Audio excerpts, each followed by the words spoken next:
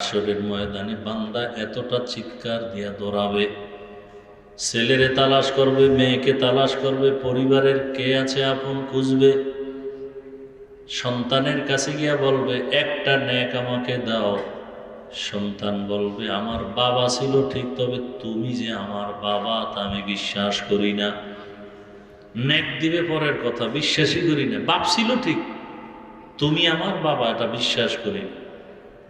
আল্লাহর বান্দা অজর ধারায় কান্না করবে, একটা নেকের অভাবে বুঝিয়া আমার জাহান্নামের হ্যান্ডকাপ লেগে যাবে। ঘুরতে ঘুরতে মাও পরিচয় দিবে না, বাবাও পরিচয় দিবে না, আপন বলতে কেউ থাকবে না। নিরুপায় হয়ে কাঁদবে আর চিল্লে দৌড়াবে। হঠাৎ দেখবে একটা মানুষ একটা জায়গায় বসে কান্না করে। ও ডাক দিবে, এই বুড়া তুমি কান্না করো কেন? বলে আমার একটা নেকের অভাব, আজকে জাহান্নামে যেতে হবে। একটা নেক যদি আমি পাইতাম আমাকে আল্লাহ মাফ করে দিতেন। সন্তানের কাছে গেলাম, তারা নেক দিবে দূরের কথা, পরিচয় দিতে রাজি না আমি যে ওদের বাবা। আমার স্ত্রীও পরিচয় দেয় না, স্বামী ছিল ঠিক, তবে আমি নাকি ওর স্বামী না। আমাকে এখন একটা নেকের অভাবে বুঝি জাহান্নামের আগুনে জ্বলতে হবে। আল্লাহর ভয় অন্তরে এত বেশি, হাদিস শরীফে আল্লাহর রাসূল বলেন, এক ব্যক্তি মৃত্যুর আগে সন্তানদের বসাইয়া পরিবারের সবাইকে বলল, জাহান্নামের আগুন বড় ভয়ঙ্কর, কবরের আযাব বড় ভয়ঙ্কর। রহমতের নবী ইসলামের বয়ান হলো, গুনাহগারেরা কবরে গেলে দুই পার্শ্বের মাটির চাপ দেওয়া হবে। আমার একটা অনুরোধ, তোরা আমি মরিয়া যাওয়ার পরে আমারে পুড়িয়া ফেলাবি, আমারে পুড়িয়া ছাই বানায় বাতাসের মধ্যে উড়ায় দিবি। আমার কবরে যেন যেতে না হয়, কারণ কবরের মাটির চাপ সহ্য করতে পারবো না। তাই করলো, পরিবারের লোকেরা পুড়িয়া ছাই যখন বানায় বাতাস উড়ায় দিল, আমার আল্লাহ পাক রব্বুল আলামিন এক জায়গায় করিয়া বান্দাকে জিজ্ঞাসা করে, এই বান্দা তুই এমন বাহানা কেন করছো? ও বলবে, হে মালিক, আযাবের ভয় আমি সহ্য করতে পারবো না, এই কারণে আমি পন্থা অবলম্বন করেছি। কেন করছো? বলে, আল্লাহ আপনার ভয়, আমি আপনাকে মনে করি আপনি আমার অনেক বড়, আপনার আযাব বড়। আল্লাহ বলেন, তুমি যে আমাকে ভয় করছো আমার মহাব্বত আর ভয় নিয়া, আমি তোমাকে জান্নাত দিয়ে দিলাম। ওই বান্দা বলে, ভাই আমার একটা নেকের অভাব, কেউ আজকে হাসরের মাঠে একটা নেক দেয় না। তখন বলে, আমার কাছে একটা নেক আছে, কিন্তু আর কোনো নেক নাই। কিন্তু এই একটা নেক দিয়ে তো আমি জান্নাত পাবো না, আমার সব গুনাহ। নেক আছে কয়টা? এক নেক দিয়ে তো জান্নাত পাওয়া যাবে না। তবে আপনি যদি মনে কিছু না নেন, আমার নেকটা আমি আপনাকে দিয়ে দেই, অন্তত আপনি জান্নাতে যান। আমি জান্নাতে যাইতে না পারলে অন্তরে তৃপ্তি হবে যে আমি একটা ভাইয়ের উপকার করতে পেরেছি। আমার একটা তৃপ্তি, আমি একটা ভাইয়ের কি করব। লা ইলাহা ইল্লাল্লাহ, লা ইলাহা ইল্লাল্লাহ, লা ইলাহা ইল্লাল্লাহ, লা ইলাহা ইল্লাল্লাহ, লা ইলাহা ইল্লাল্লাহ।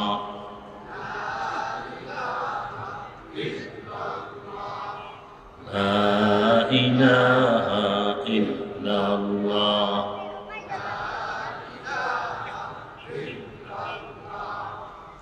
লা ইলাহা ইল্লাল্লাহ, মুহাম্মাদুর রাসূলুল্লাহ।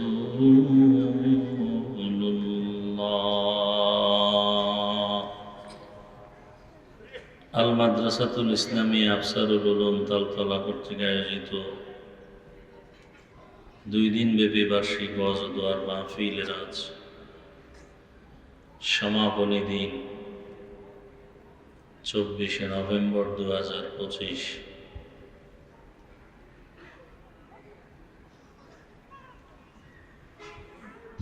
মহতি এ মাহফিলে উপস্থিত মোহতারাম সম্মানিত সভাপতি, প্রধান অতিথি, বিশেষ অতিথি বৃন্দ, হযরত উলামায়ে কেরাম, এলাকার বিভিন্ন জায়গা থেকে আগত আল্লাহ পাকের আশিকিন, জাকিরিন, শাকিরিন, মুহিব্বিন, মুরব্বিয়ান আযম, কলিজার টুকরা আমার সমবয়সী যুবক বন্ধুগণ, স্নেহের ছোট ভাই, পর্দার আড়ালে মা বোনেরা, আল্লাহ পাকের দরবারে শুকর যে আল্লাহ পাক আমাদেরকে সুস্থ রেখেছেন। আলহামদুলিল্লাহ। জীবনের এক অমূল্য সম্পদ সুস্থতা। যে ব্যক্তি অসুস্থ তাকে জিজ্ঞেস করলেই অনুভব করা যায় যে সুস্থতার মূল্য কত।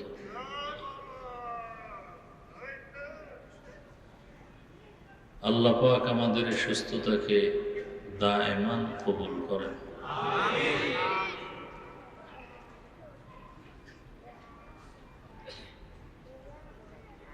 প্রায় 1 সপ্তাহ পর্যন্ত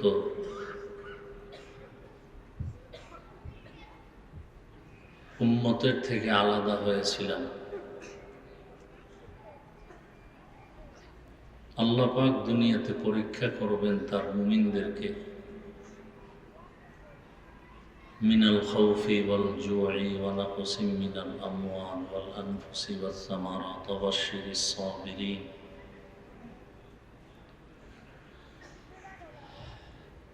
উম্মতের কাছে স্টেজে বসে কথা বলার মতো যে ইলম, যে যোগ্যতা, দক্ষতা, অভিজ্ঞতার প্রয়োজন, জীবনটা শুরু থেকে এভাবেই চলছে, কিন্তু সে যোগ্যতা অর্জন করতে পারিনি। তারপরেও মা বাবার দোয়া, আল্লাহওয়ালাদের নেক নজর, আপনাদের দোয়া, আল্লাহ সম্মান ইজ্জত দিয়েছেন। একটা প্রোগ্রামে যেতে না পারা তাদের জন্য অনেক বড় এক বোঝা মাথার উপরে। তবে আমি চেষ্টা করি মানুষের বরদোয়া থেকে বেঁচে থাকার জন্য। আমি সবসময় বলি আল্লাহর কাছে ভালো হওয়াটাই ভালো। যদি আমি আল্লাহর কাছে ভালো হয়ে চলতে পারি তো আল্লাহর মখলুক আমাকে ভালো মনে করবেন, সে ব্যবস্থা আল্লাহ করে দেন।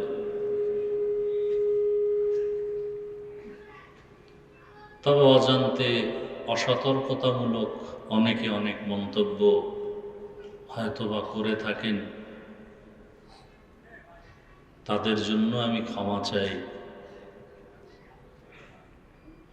গতকালও প্রোগ্রাম অনেক দূরে যেতে পারি নাই। আজকেও বাদ মাগরিব একটা ছিল ওপারে, বলছি আমি যাব না, এখানে বাসার পাশে যেহেতু একটু কথা বলে চলে আসবো। কেউ ধারণা যে অসুস্থ হোক এখানে আসতে হবে, কেউ আবার মনে করেন অসুস্থ যেহেতু হইছি তো হয়েই থাকি, কালকে অমুকের মাহফিল করবে। ইজ্জত বাড়াইতে গেলে যে মেডিসিন দরকার, আমল দরকার, এটা বান্দার মধ্যে নাই। আল্লাহ তাকে অসুস্থতায় ফেলাইয়া ধৈর্যের পরীক্ষা নিয়ে তার ইজ্জতকে বাড়ায় দেন। আল্লাহ পাক ইজ্জতের জিন্দেগি আমাদেরকে দান করেন। যদিও আমি অনেক প্রোগ্রামে যেতে পারিনি, কিন্তু আমার মনে অনেক খুব দুঃখ, ওই মানুষগুলো কত কষ্ট পেল। আমি অসুস্থ হয়েও রওনা হয়েছিলাম কয়েকটা প্রোগ্রামে, আবার রাস্তার মাঝ থেকে ফিরে আসছি। তো যাই হোক, এটাও পরীক্ষা।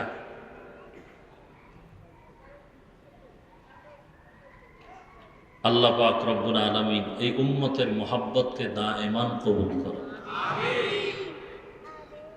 তো সুস্থতা বড় দামি এক নেয়ামত। আল্লাহ আপনাদেরকে আমাদেরকে যাদেরকে সুস্থ রেখেছেন আর একবার শুকর আদায় করি আলহামদুলিল্লাহ। যারা এখনো অসুস্থ ঘরে হসপিটালে বিভিন্নভাবে, আল্লাহ তাদেরকেও সুস্থতার নেয়ামত দান করেন। এর মাঝে আবার আর এক আতঙ্ক কি, বাংলাদেশের ইতিহাসে অনেকে টেরই পায়নি, অনুভব করতে পারে না কঠিন হালাত। হাদিস শরীফে এই ভূমিকম্প সম্পর্কে অনেক সতর্ক বাণী আল্লাহ রসুল পেশ করেছেন। কেন হবে? সমাজে যখন জেনা, বেবিচারি, অন্যায়, জুলুম, অত্যাচার, আমানতের খেয়ানত, পাপাচার বেড়ে যাবে, এবং সব থেকে মারাত্মক হলো মানুষ পাপ করবে, পাপকে পাপ মনেই করবে। একটা হলো গুনাহকে গুনাহ মনে করে গুনাহ করা, আর একটা হলো গুনাহকে গুনাহ মনেই করে না, করতেছে গুনাহ যে এটা মনেই করে না। মানুষ যখন এরকম বেপরোয়া হবে, হাদিসে রসুল বলছেন তসবি ছিঁড়ে গেলে একটার পরে একটা যেমন দানা পড়ে, ঠিক আল্লাহর গজব, ভূমিকম্প, পাথরের বৃষ্টি, আগুনের বৃষ্টি, ঘূর্ণিঝড়, সুনামি, প্রচণ্ড, 1 সেকেন্ড লাগে না গোটা দুনিয়া শেষ করে ফেলতে। সবকিছু আল্লাহ বুঝাই দিলেন, যতই বাহাদুরি করো, আসলে তো মূল বাহাদুরি করার অধিকার আমি আল্লাহর, আর কারণ একটা ধাক্কা দিলে জমিনে, কিসের 50-100 তলা বিল্ডিং এর বাহাদুরি, কিসের রাজপ্রাসাদ, একটা ধাক্কা দিলে সব নিস্তে নাম। ইন্দোনেশিয়ার সুনামি, জাপানে তো অহরহ, নেপালে ভূমিকম্প হয়ে গেল, তছনছ হয়ে গেল সব। আর এত মাথাওয়ালা জ্ঞানীরা সারা দুনিয়াতে আবহাওয়া অফিস পূর্বাভাস বলে ভূমিকম্প কখন হবে, পৃথিবী crore crore million trillion billion অর্থ ব্যয় করিও কোনো মেশিন আবিষ্কার করতে পারে না যে আগাম সংবাদ দিবে যে ভূমিকম্প হতে পারে আগামীকাল। আজও পর্যন্ত কেউ পারে নাই। টোটালটাই আমার আল্লাহর কুদরতে আটকানো। আপনি 100 তলা বিল্ডিং যদি মাটির নিচে ধসে যায়, যেটাকে বলে ভূমিকম্প, ভূমি ধসে যাওয়া, শরীয়তপুর জেলার নড়িয়া থানা কয়েক বছর আগে, বেশি দেরি না, রাতের বেলা পুরো একটা অঞ্চল, একটা এলাকা পানির মধ্যে, নদীর মধ্যে নিয়ে গেল। আপনি ঘুমে আছেন, যদি পুরো বিল্ডিং ধসে যায় তো কিছু অনুভবই করতে পারবেন না। এই জন্য 1 নাম্বার কথা হলো আমাদের তওবা করা উচিত, গুনাহ থেকে বাঁচা উচিত। এমন এক অবস্থা, বাবায় গোপনে গুনাহ করে, সন্তান যেন বুঝতে না পারে, সন্তান যেন এদিকে না যায়, মা বাবা এটা সতর্কতা অবলম্বন করে। ইদানিং কালে এগুলোও নেই। বাবাও গুনাহ করে, মাও গুনাহ করে, সন্তান করে, পাল্লা দিয়ে করে, প্রতিযোগিতা দিয়ে করে, এবং ফ্রি, যথেষ্ট ফ্রি হয়ে গেছে। মা বাবা সন্তান এতটা ফ্রি যে মোবাইলে টেলিভিশনে নাচ গান দেখবে, কোনো দোষের কিছু মনে করে না। এমন অবস্থা। এতটুকু ফ্রি হওয়ার কারণে কি হয়েছে, বাবা তার মেয়েকে হোটেলের মধ্যে নিয়ে বলে, আজকে রাতের জন্য তুমি আমার কাছে মেয়ে না, স্ত্রীর মতো। আমাদের বাংলাদেশের এই হালত, আল্লাহ আমাদেরকে হেদায়াত দান করুন। আজকে ওয়াজ মাহফিল না থাকলে এই জাতির কি হালাত হতো। তাবলিগের খেদমত চলে একটা লাইনে, পীর সাহেবদের খেদমত চলে একটা লাইনে, মাদ্রাসার খেদমত চলে একটা লাইনে, কিন্তু ওয়াজের খেদমতটা সার্বজনীন। এখানে তাবলিগ, মাদ্রাসা, পীর মুরিদির লাইনের মানুষ, জেনারেল লাইনের মানুষ, ব্যবসায়ী, শ্রমিক, চাকরিজীবী, সমস্ত মানুষ এই ওয়াজের প্যান্ডেলে বসে।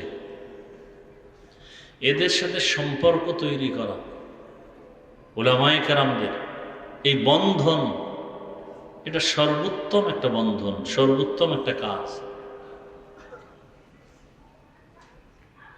এই ওয়াজ মাহফিলের কারণে এখনো আমাদের মধ্যে কিছুটা অনুভূতি শক্তি আছে, না হয়তো মানুষ কেমন যেন এই দেশটা জাহান্নামের আড্ডাখানা হয়ে যেত।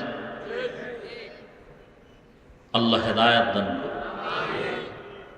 তা আমি দু চারটি কথা বলার নিয়তে দোয়া নেওয়ার জন্য আসছি। আপনারা অনেকে দোয়া করছেন, আমার শতভাগ বিশ্বাস বাংলাদেশের আপামর জনসাধারণ, উলামায়ে কেরাম কলিজা ভরে দোয়া করেছেন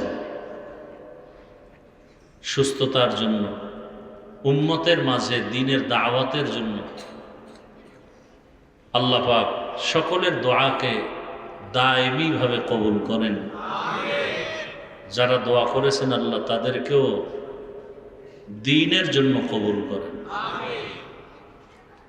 যে আয়াত আমি পড়েছি, আল্লাহ পাক বলেন, কুল, হে রাসূল করিম সাল্লাল্লাহু আলাইহি ওয়া আলিহি ওয়াসাল্লাম, উম্মতকে বলে দেন আমার পক্ষ থেকে, মূলত আমিই বলতেছি, ইয়া ইবাদি, হে আমার প্রিয় বান্দা বান্দিরা, আল্লাযীনা আসরাফু আলা আনফুসিহিম লা তাকনাতু মির রাহমাতিল্লাহ। তোমরা যারা গুনাহ করে নিজেদের উপরে জুলুম করেছো, গুনাহ করে কি করেছি? জুলুম। জুলুম মানে কি? সীমালঙ্ঘন করা। আল্লাহ বলেন তোমরা আমার দয়া রহমত থেকে ফিরে যেও না। কেন? ইন্নাল্লাহা ইয়াগফিরুয যুনুবা জামিআ, নিশ্চয়ই আমি আল্লাহ সবার গুনাহ মাফ করে দেব। ইন্নাহু হুয়াল গফুরুর রহিম, আল্লাহ হলেন চূড়ান্ত ক্ষমাশীল এবং পরম দয়ালু। আল্লাহর মতো দয়ালু আর কেউ? নবীজি বলেন, আত-তাইবু মিনাজ যামবি কামান লা যামবা লাহু, যারা গুনাহ থেকে তওবা করে আল্লাহ তাদেরকে এতটা পবিত্র করে দেন যে কখনো তারা গুনাহই করে না।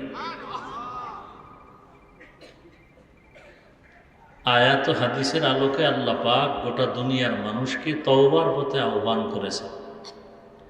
নবীজি বলেন, কোরআন তো আমার কাছে বড় প্রিয় এক কিতাব, এমন একটা কিতাব যার শব্দের মধ্যে বরকত, অক্ষরের মধ্যে বরকত, যার আওয়াজের মধ্যে বরকত, যেটা দেখলে কলিজা ঠান্ডা হয়ে যায়, যার আওয়াজ শুনলে কলিজা শীতল হয়ে যায়।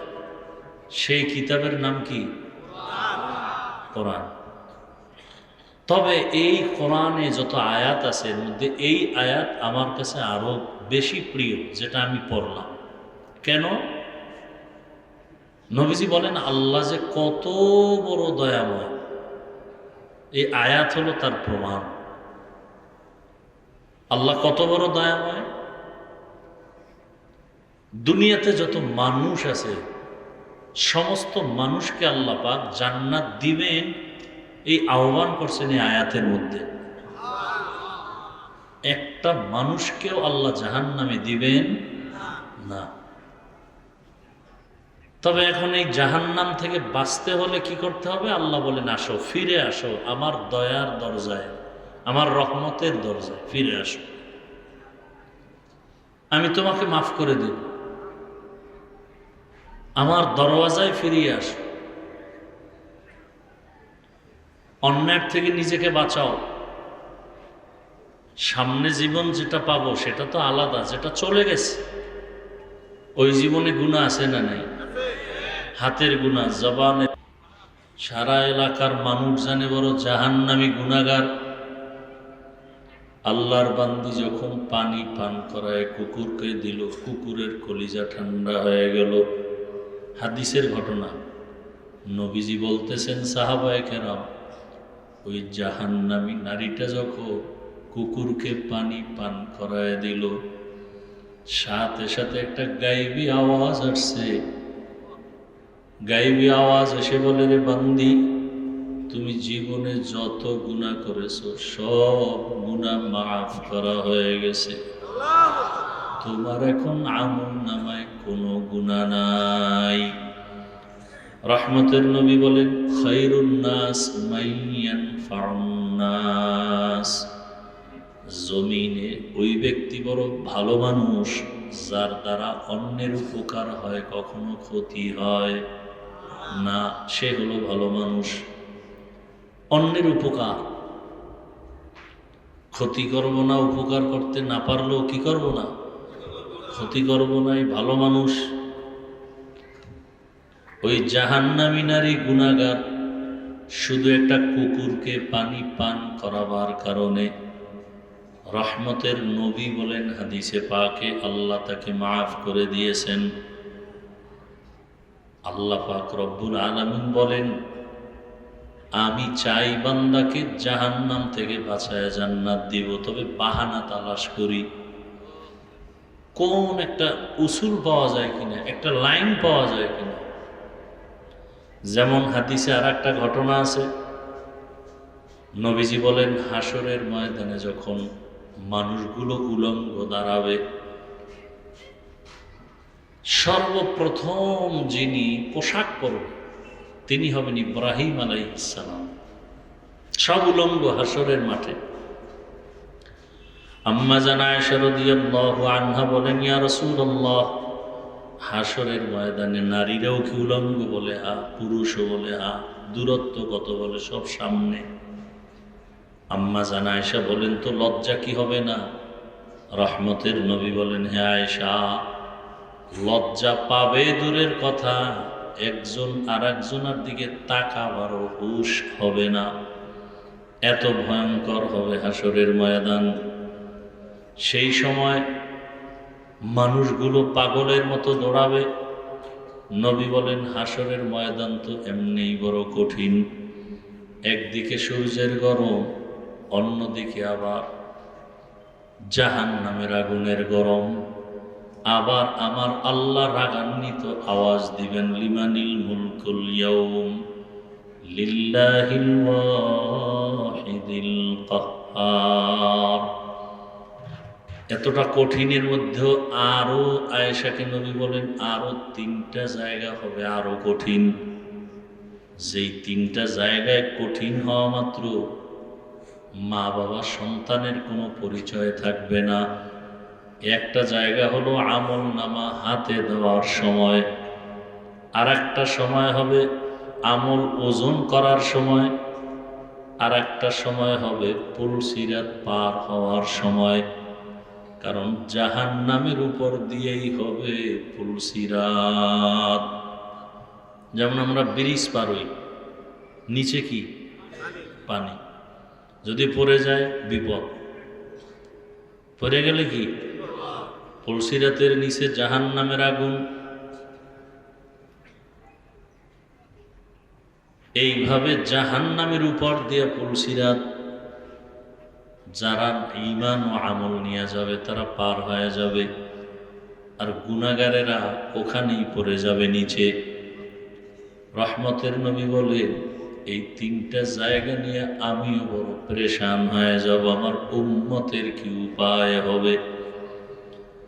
একজন বুড়া মানুষ আমল নামা ওজন দিয়ে দেখবে একটা মাত্র নেকের অভাব, ওই একটা নেক হলেই সে জান্নাত পেয়ে যাবে।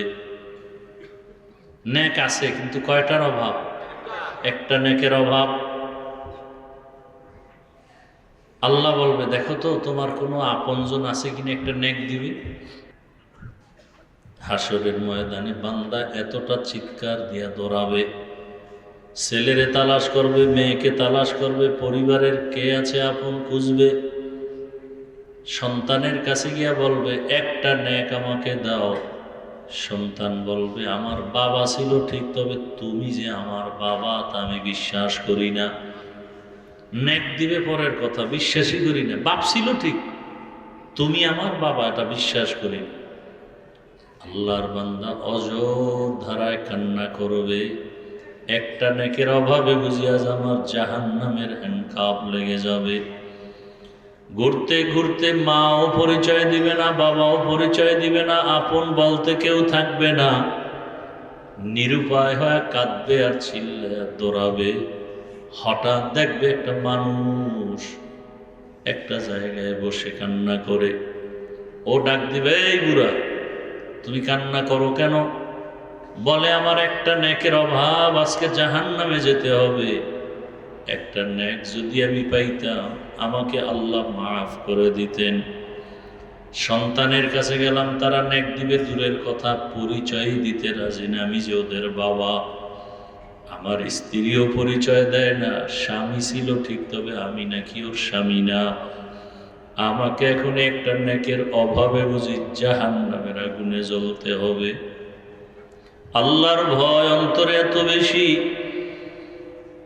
হাদিস শরীফে আল্লাহ রসুল বলেন, এক ব্যক্তি মৃত্যুর আগে সন্তানদের বসাইয়া পরিবারের সবাইকে বলল, জাহান্নামের আগুন বড় ভয়ঙ্কর, কবরের আযাব বড় ভয়ঙ্কর। রহমতের নবী ইসলামের বয়ান হলো, গুনাহগারেরা কবরে গেলে দুই পার্শ্বের মাটির চাপ দেওয়া হবে।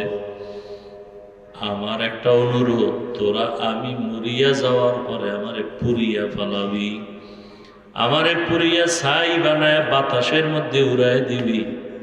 আমার কবরে যেন যেতে না হয়, কারণ কবরের মাটির চাপ সহ্য করতে পারবো না।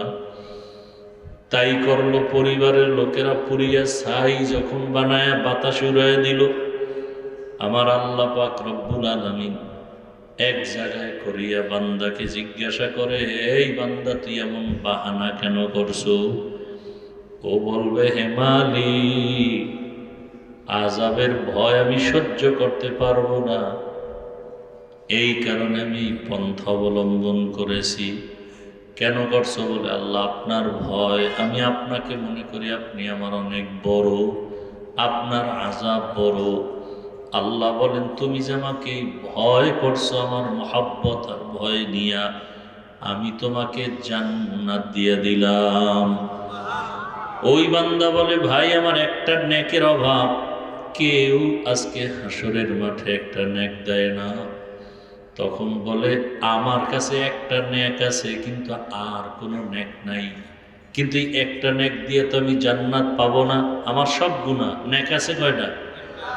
এক নেক দিয়ে তো জান্নাত পাওয়া যাবে না। তবে আপনি যদি মনে কিছু না নেন, আমার নেকটা আমি আপনাকে দিয়ে দেই, অন্তত আপনি জান্নাতে যান। আমি জান্নাতে যাইতে না পারলে অন্তরে তৃপ্তি হবে যে আমি একটা ভাইয়ের উপকার করতে পেরেছি। আমার একটা তৃপ্তি, আমি একটা ভাইয়ের কি করলাম? উপকার করতে পেরেছি, এটা আমার তৃপ্তি, আর কিছু না। কারণ আমি আপনাকে একটা নেক না দিলেও তো আমার জান্নাতে যাওয়ার কোনো উপায় নাই। আল্লাহর বান্দা খুশি হইয়া নেকটা নিয়ে মালিকের দরবারে গেল। আল্লাহ পাক বলেন, কই নেক পাইছো? আল্লাহ, আমার ছেলে মেয়ে কেউ দেয় নাই, একজন আপনার বান্দা আমাকে একটা নেক দিয়েছে এই বিপদের সময়। তোমার মা, তোমার পরিবারের কেউ একটা নেক দিল না, এমন কে তোমার আপন যে একটা নেক এই বিপদের সময় দিল, তাকে হাজির করো। হাজির করার পরে আল্লাহ বলেন, বান্দা তুমি একে একটা নেক হাসরের মাঠে দিলা কেন? তার আপন তো কেউ দেয় নাই। ওই বান্দা চোখের পানি ছেড়ে বলেন, ও মালিক, এমন ভাবে কান্না করতেছে। বিবি বলে, তুমি কাঁদো কেন স্বামী? বলে, বিবি তুমি বুঝো না, আমি যে বাজারে গেলাম, বাজারে যাওয়ার পরে আমি যে দোকান থেকে মাল নিয়েছি, ওখানে এক সুন্দরী রূপসী মহিলা, এর ফাঁদে পড়িয়া আমিও এমন অপরাধে লিপ্ত হয়ে গেছি। জীবনে এমন কোনো অপরাধ আমার নাই যেটা কল্পনায় আসে নাই, আমিও এজন্য কান্না করি। আল্লাহর রসুলের স্পষ্ট হাদিস, মা বাবা যেই আদর্শের হবে সন্তানও সে আদর্শের হবে। আল্লাহর রসুলের হাদিস মতে দেখলাম, আমি ওদিকে গুনাহ করার কারণে তোমার মধ্যেও গুনাহ ঢুকিয়া গেছে।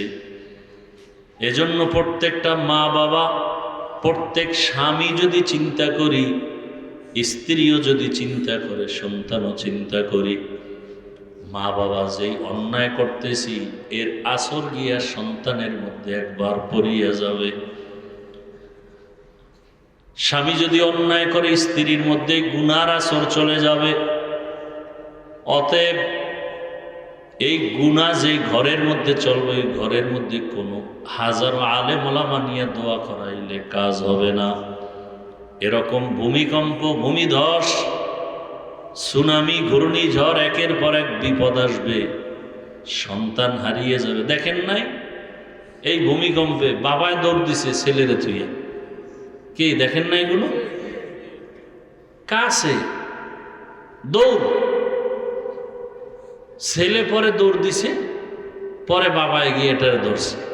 সামান্য এই অবস্থা, মানে হাসরের মাঠে কি হবে তার নমুনা, তার নমুনা। কিন্তু কেউ কারো আপন না, কই স্বামী কই স্ত্রী শুনছে লাভ দিয়া দৌড় দাও।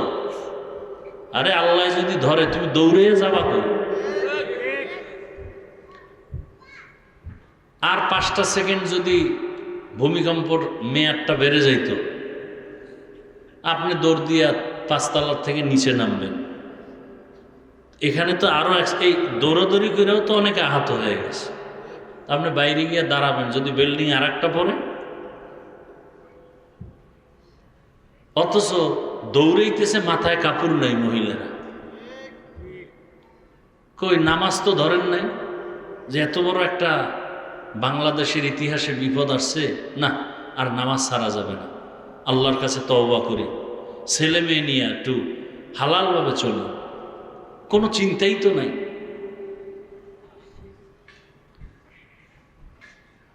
এই গতকালকে পরশুদিন আজকে মনে নাই বললে চলে, কালকের পরে আর খেয়ালই থাকবে না যে বাংলাদেশে একটা এরকম কঠিন কিছু হয়েছে। আবার গুনাহ শুরু করবে, মেয়েদের দিয়ে নাচ গান শুরু করবে, হুজুরেরা বাধা দিলে সেখানে আবার আক্রমণ শুরু হবে। কি হবে কি এই দেশে? হারাম খাইতে খাইতে ঘর বাড়ি দোকান পাট, একটা চায়ের দোকান দিবে সেখানেও সুদের টাকা লোন উঠায় দোকান দেয়। তো এই দোকানে ব্যবসা হালালভাবে না হলে বরকত কিভাবে হবে? কোনোদিন ব্যবসায় বরকত হবে না। নামাজ নাই, রোজা নাই, জেনা করে, চুরি করে, ধর্ষণ করে, এদেরকে বারবার বারবার মুরব্বি বানাবেন, এদেরকে আপনি রাহবার বানাবেন, এদেরকে আপনারা জনগণের দায়িত্ব দিবেন, তো দেশে গজব আসবে না তো কি আসবে? মা বাপ যেমন হবে সন্তানও কি, গাছ যেমন হবে ফল তেমন হবে। ক্ষমতায় যারা বসবে এরা দুর্নীতিবাজ হলে জনগণ তো আরো ডবল দুর্নীতিবাজ হবে। কিসের পিছনে দৌড়াচ্ছেন? মাত্র একটা ঝাঁকি দিয়ে আল্লাহ পাক সতর্ক করছেন, মাস্তানি সব ছেড়ে দেন, তওবা করেন। বাহাদুরি করার ক্ষমতা আমার আল্লাহর, আর কারো নাই। চোর কেমনে বাহাদুরি করে? অন্যের মেয়ের চরিত্র হরণ করে ওই নির্লজ্জ বেহায়া কিভাবে বাহাদুরি করে? দোকানের টাকা চুরি করে যারা খায়, মানুষের ব্যবসায়ীদের উপরে হামলা করে যারা খায়, ওদের খানা তো পায়খানার থেকেও নিকৃষ্ট। ওরা কিভাবে জনগণের দায়িত্ব পালন করবে? ওদের পেছনে কোন লজ্জায় ঘুরেন আপনি? 1 সেকেন্ড লাগবে, গোটা মিডিয়া গরম, ঢাকা মুহূর্তের মধ্যে শেষ হয়ে যাবে। আপনি পটুয়াখালী বাড়ি হোক, চট্টগ্রাম হোক, যেখানে হোক, থাকেন তো ঢাকায়, অপরাধের নগরী ঢাকা।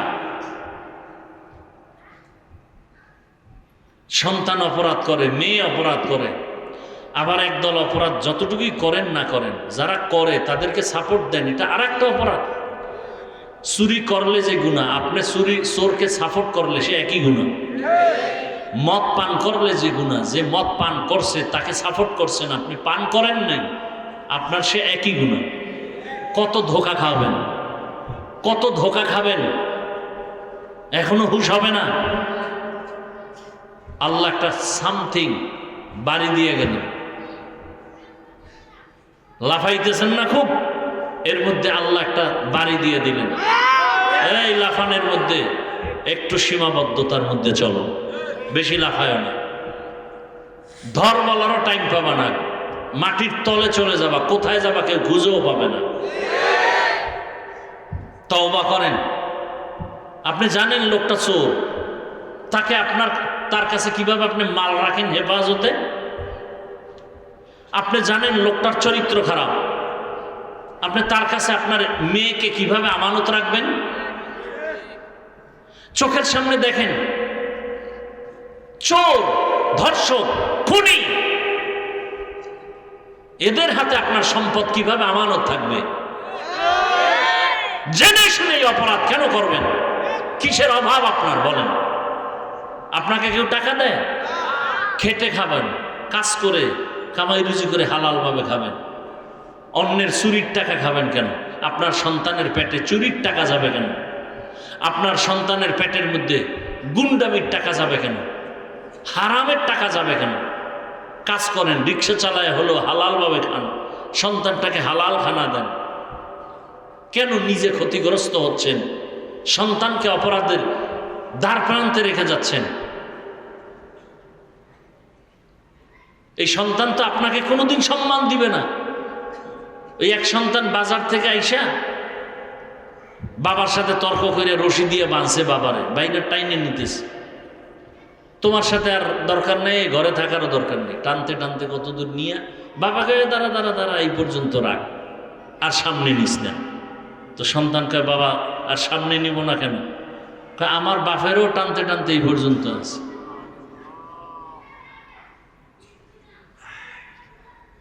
যেমন গাছ তেমন কি, এখনো হুঁশ ফিরান। কিসের আপনার অভাব বলেন? দুই হাত আছে, খেটে খাবেন, গরিবী হালাতে খাবেন। কোনোদিন চোরকে সমর্থন করবেন না, নিজেও চুরি করবেন না, চোরকে সমর্থনও করবেন না। নিজে কোনোদিন আমানতের খেয়ানত করবেন না, আমানতের খেয়ানতকারীকেও সমর্থন করবেন না। আমার আল্লাহ নাই? আছে না নাই? শুক্রবার টের পান নাই? আরো মাস্তানি করলে আরো টের পাবেন। আল্লাহ হেদায়েত দান করুন, আল্লাহ হেদায়েত দান করুন, আল্লাহ মাদ্রাসা কবুল করেন। আল্লাহ আমাদের জীবনকে হালালভাবে রসুলের তরিকায় পরিচালনার তৌফিক দান করেন। আলহামদুলিল্লাহি রাব্বিল আলামিন, والصلاة والسلام على سيد الأنبياء والمرسلين وعلى آله وأصحابه أجمعين. يا أرحم الراحمين، يا أرحم الراحمين، يا أرحم الراحمين. رب ارحمهما كما ربياني صغيرا.